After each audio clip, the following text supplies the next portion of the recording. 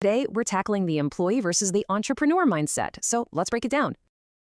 This all started with one simple question from a young Robert Kiyosaki to his dad. And his dad's answer was pretty shocking. He said the government won't let schools teach about money. So what is the goal? Well, his father said school is basically designed to turn you into a good employee. So to learn about money, his dad had some advice. Go talk to his best friend's dad, an entrepreneur.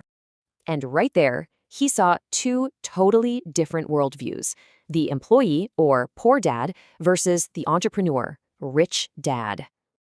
So lesson number one from his rich dad: if you really want to learn, you've got to work for free. So how'd he learn? Funny enough, it was through a simple board game, Monopoly.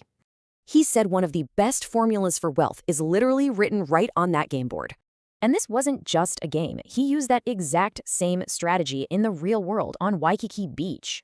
He bundled those small properties into one huge one, which then sold for an insane $800 million. But, it's not just about the strategy. It really all comes down to your mindset and your words. See, his poor dad would say things like, I can't afford it, a total dead end, right?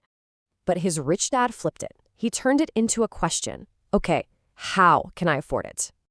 This mindset also applies to who you learn from. Rich dad, he learned from people actually in business.